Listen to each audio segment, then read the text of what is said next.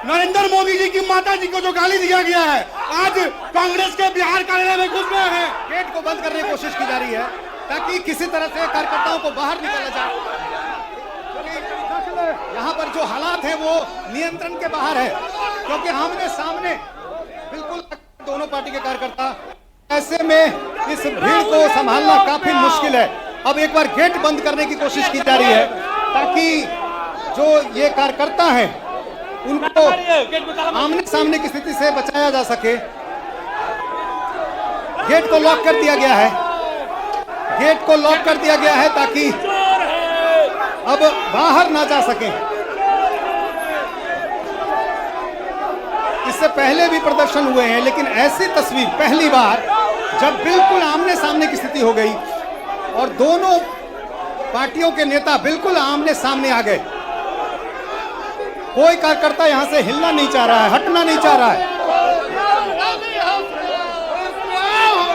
Rahul Gandhi house में आओ।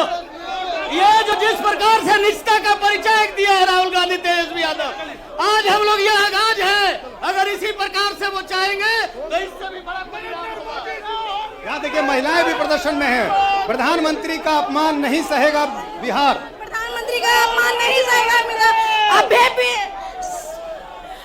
अपनी परिभाषा का और बात का सही मात्रा में रखना चाहिए। इस तरीके से प्रधानमंत्री जी के बारे में एक बार फिर देखिए गेट की तरफ, एक बार फिर गेट की तरफ बढ़े बीजेपी के कार्यकर्ता। यहाँ देखिए गेट के पास फिर आ गए हैं और दूसरी तरफ कांग्रेस के जो नेता हैं, कार्यकर्ता हैं, वो भी यहाँ सामने से हटने को तैयार नहीं है। कांग्रेस पार्टी को इस बात का अंदेशा था कि शायद कांग्रेस पार्टी को यह अंदेशा था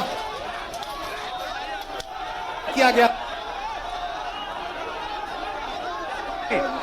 इसलिए पार्टी दफ्तर के पास सुबह से ही कार्यकर्ताओं के पहुंचने का सिलसिला शुरू हो गया था। पुलिस भी आ गई थी, बिल्कुल ठीक समय पर बीजेपी का शुरू हुआ, लेकिन आमने सामने के टकराव से पुलिस बचा नहीं सकी और यही कारण है कि काफी देर तक यहाँ वो स्थिति रही जिसकी कल्पना किसी ने नहीं की थी। एक पुलिसकर्मी को हथियार भी निकालना पड़ा हालात को नियंत्रित करने के लिए। और अब चूंकि गेट बंद कर दिया गया है तो ऐसी स्थिति में जो आमने सामने का टकराव हो रहा था, लाठियां एक दूसरे पर चल रही थी, पथराव एक दूसरे पर हो रहा था, वो हालात थोड़े नियंत्रित हुए हैं। अब पार्टी के ही कुछ कार्यकर्ता अपने कार्यकर्ताओं को संभाल रहे हैं। ये हालात इतने बिगड़ कैसे गए? हालात बिगड़े नहीं थे, एक पक्ष से इतना पत्थरबाजी किया गया। जो पार्टी अहिंसा की बात करती है उसने हिंसक रुख अपनाया। हम शांति रूप से प्रोटेस्ट कर रहे थे, लेकिन इनको एक पिछड़े का बेटा, गरीब का बेटा प्रधानमंत्री के रूप में गंवारा नहीं है। इन्होंने पत्थरबाजी की है। महिलाएं भी देखिए आई हैं। प्रधानमंत्री का अपमान नहीं सहेगा। 35 साल पहले जो गुंडाराज था उसका राज भी गुंडाराज उसका दिख रहा है। गुंडाराज जैसा था, जैसा गुंडाराज था वैसा इनका है बिहार। इससे सबक लेगा और बदला लेगा जरूर। भी पूरी तैयारी के साथ आई।